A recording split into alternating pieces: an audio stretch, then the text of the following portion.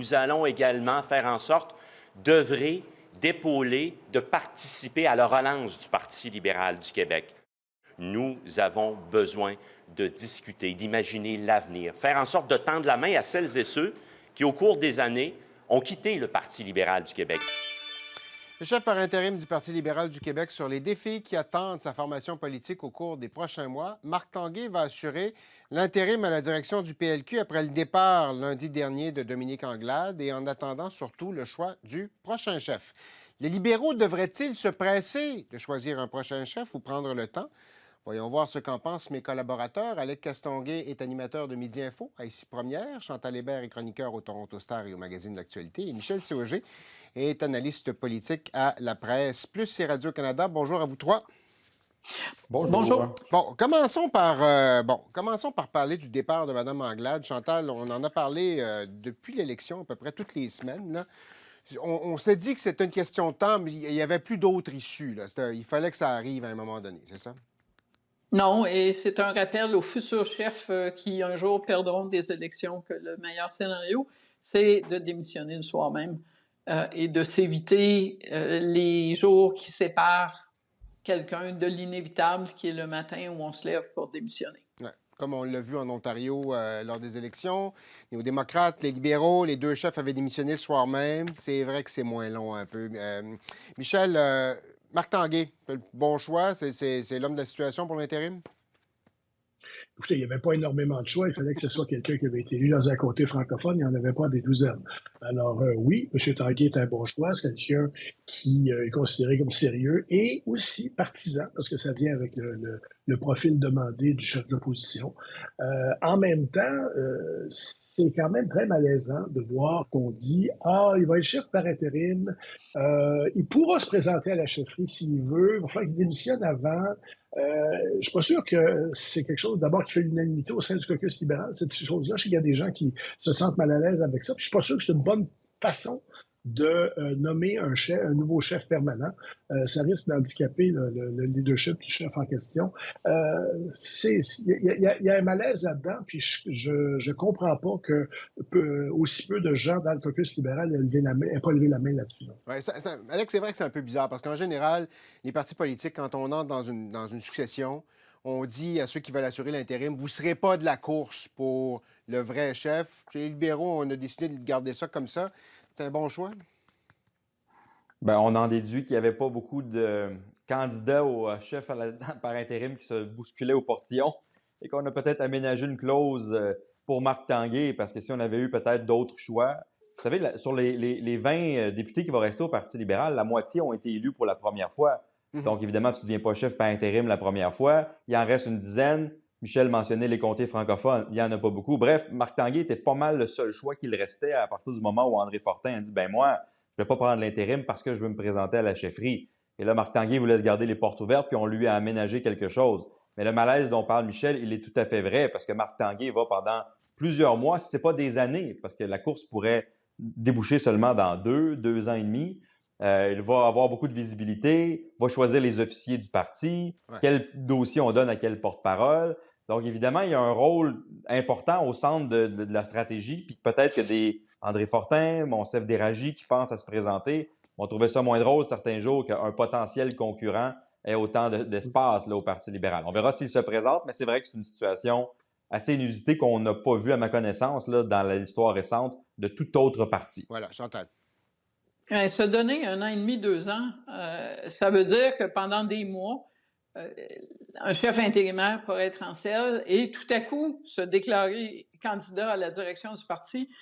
Je sais pas, il y a une absence de logique là-dedans et de logique et d'intelligence politique dans le sens où pour l'unité du caucus, c'est une situation qui va inévitablement mener à des malaises et à des crises. Et c'est pour ça, normalement, que les partis agissent différemment.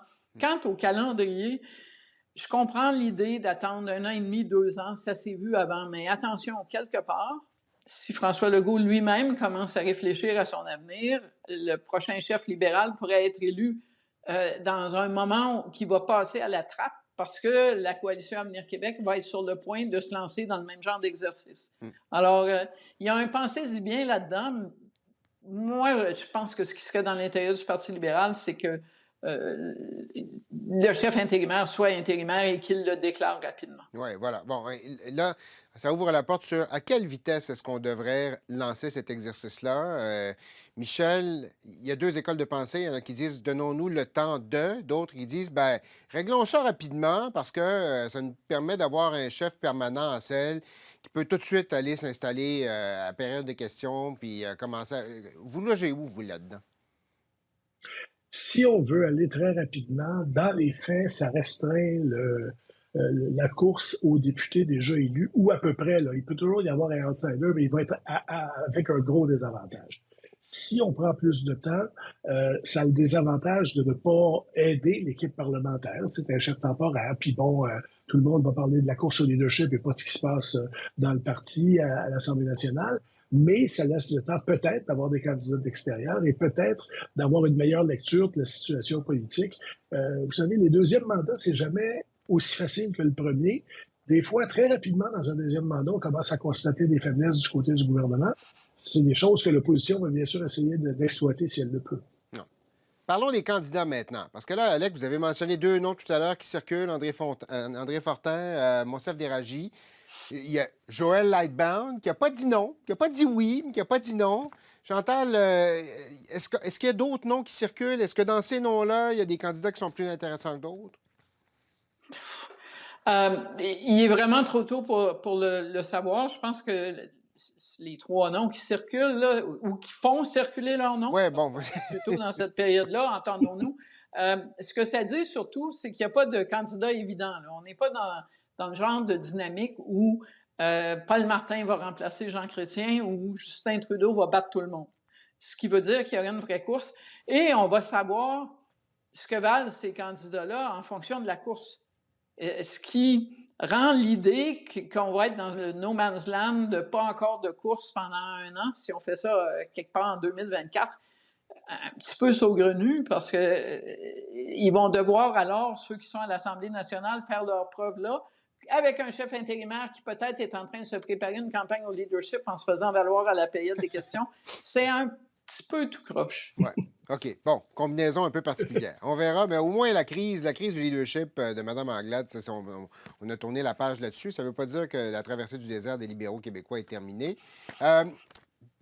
J'aimerais vous faire sauter sur la scène fédérale, en fait, fédérale-provinciale, parce que cette semaine, la semaine dernière, première rencontre des ministres de la Santé en personne à Vancouver pour parler de financement. Les provinces sont sorties déçues. M. Duclos a dit, ben moi, je suis prête à faire des bouts, mais j'aimerais peut-être avoir des concessions de votre part. Alors, qu'est-ce qu'on retient? Pensiez-vous, vous, que les provinces allaient revenir avec un chèque ou avec une promesse plus ferme que ce qu'il y avait sur la table? Ce qui semble être le cas, on dirait que les provinces pensaient ça. Écoutez, moi, je suis pas certain parce que Jean-Yves Duclos avait même pas fini de rencontrer ses homologues des provinces à Vancouver mardi, que déjà le Conseil de la Fédération avait mis un communiqué de presse disant que c'était un échec retentissant. Alors, moi, je pense on savait pas mal dans les provinces que ça allait être un échec parce qu'on est au début de ces négociations-là. Ça prend toujours du temps. Il y a une certaine ouverture à Ottawa. On dit on est prêt à augmenter le financement. Ça, c'est déjà un aveu qu'on n'a pas toujours entendu dans le passé. Maintenant, de quoi va-t-on accompagner cette hausse-là? De quel type de normes, de clauses, de conditions? C'est ça que les provinces ne veulent pas. Et c'est un bras de fer qui, me semble-t-il, depuis que je couvre des discussions sur des transferts fédéraux, a toujours cours. Les provinces ne veulent pas de conditions, mais Ottawa en veut. Puis on finit par soit avoir un front commun qui se fissure ou Ottawa qui met de l'eau dans son vin, puis on trouve une façon de s'entendre parce qu'en bout de piste, les provinces ont besoin de cet argent-là.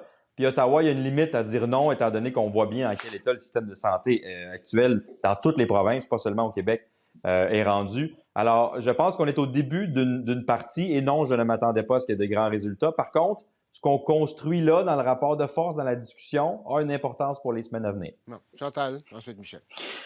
Je pense, d'abord, ça fait 2 ans que Justin Trudeau dit qu'il est prêt à augmenter les transferts en santé. Alors, je comprends qu'à force de le dire, ça redevient une nouvelle à chaque fois qu'il y a une réunion, mais il n'en a jamais dit plus, sinon qu'il voulait voir des résultats pour son argent et qu'il voulait des façons de vérifier. Je pense que j'ai compris que Jean-Yves Duclos s'est présenté là en pensant qu'il y avait les éléments de quelque chose qui pourrait ressembler à du progrès, et c'est pour ça qu'il est rentré là en disant on pourrait mettre nos données partager nos données, mettre en place un système pour partager nos données. Ce que je comprends, c'est que du côté d'Ottawa, on avait l'impression qu'on avait un grand bout de chemin de fait là-dessus et qu'il serait possible de sortir de la réunion en disant on a une espèce d'accord informel sur ce concept-là. C'est prometteur et donc M. Duclos pourra rentrer à Ottawa et dire à Justin Trudeau, bonne idée, patron, d'inviter les patrons pour essayer d'arriver à une vraie entente. C'est pas ça qui s'est passé du tout et à Ottawa, on a eu l'impression qu'on s'était fait tirer le tapis sous les pieds. Je pense que Jean-Yves Duclos lui-même l'a dit, son impression, son interprétation, c'est que ses collègues qui étaient prêts à jouer dans son film s'étaient fait dire par leur patron, attention là, nous, on veut pas ça. On veut que vous teniez la ligne. Il faut que Justin Trudeau nous rencontre, nous donne de l'argent. Je sais pas pourquoi il les rencontrerait. D'ailleurs, si tout ce qu'on veut, c'est de l'argent sans condition, il aurait pu dire qu'ils mettent un chèque à la poste et on passe à autre chose. Mais ce que ça illustre, c'est le changement de la carte fédérale provinciale. La dernière fois, au début du mandat de Justin Trudeau, on avait réussi à faire des ententes, à diviser les provinces. Ouais. Aujourd'hui, la table fédérale provinciale est beaucoup moins favorable à Justin Trudeau et les possibilités d'arriver à ce genre de règlement-là sont beaucoup moins bonnes que la dernière fois. Ouais. Michel, sur la possible division, cette fracture du Conseil de la Fédération qui a toujours bien servi les libéraux, le gouvernement fédéral. Mais d'abord, est-ce qu'on est rendu... Est-ce qu'il faut que ce soit les premiers ministres là, qui règlent la question du financement de la santé? C'est toujours les premiers ministres qui règlent la question du financement de la santé. Ça ne peut pas être autrement. D'autre part, quand il y a une fracture et quand on peut jouer les uns contre les autres parce qu'il y a de l'argent sur la table, là, il n'y a pas encore d'argent sur la table. Et si on est au niveau des grands principes, bien, au niveau des principes, les provinces ont toujours craint et craignent encore que dire si on partage nos données, ça, c'est ouvrir la porte toute grande à donner à Ottawa ce qu'il faut pour avoir des normes nationales en santé, ce qui est à peu près comme le diable pour la plupart des provinces. Donc, on est pas mal écoutez, je couvre ça depuis quand même un certain nombre d'années. Ça fait des décennies qu'on est dans ce marasme-là sans pouvoir en sortir. Ottawa exige des données. Les provinces disent « Hey, il y a 13 systèmes différents, puis on ne marche pas au même rythme, puis on ne peut pas comparer toujours des pommes et des oranges. » On est encore là. Alex, c'est ça la crainte, c'est que les données que le gouvernement fédéral demande soient utilisées pour retaper sur la tête des provinces à un moment donné, c'est ça? Oui, c'est qu'on utilise une première négociation pour ensuite élargir en disant maintenant qu'on a les données, on voit bien que ça se passe mal pour tel domaine dans votre province, donc on va lier le financement seulement à ces domaines-là. Puis là, que les provinces disent oui, ben, OK, mais moi j'ai aussi d'autres besoins, vous ne pouvez pas commencer à me l'imposer. Alors, oui, on a une crainte du côté des provinces, mais elle est légitime, Ouais. Elle est là. J'ai hâte de voir combien de temps elle va durer, parce que c'est vrai qu'on n'a pas le même type de diviser pour régner que la dernière fois chez Justin Trudeau, parce qu'on avait des premiers ministres des provinces qui étaient libéraux à l'époque, qui étaient peut-être un peu plus favorables à faire des ententes avec Ottawa à la pièce, ce qui est moins le cas, alors que là, Justin Trudeau, Chantal a raison, devant lui, essentiellement des premiers ministres conservateurs. N'empêche jusqu'à un certain point, on va avoir besoin de cet argent-là dans certaines provinces. Là. Il y a des endroits où on va tenir la ligne moins longtemps que d'autres. Alors, quand on va arriver avec l'argent sur la table, là, on vous augmente, par exemple, là, de 10, 12, 15 milliards par année, est-ce qu'il y en a des provinces qui vont dire « Parfait, je vais vous envoyer mon tableau de bord, moi, puis vous ferez ce que vous voulez avec? » Peut-être. Alors, c'est là qu'on va voir si, effectivement, les principes vont tenir jusqu'au bout. Là. Chantal, il nous reste une vingtaine de secondes, mot de la fin.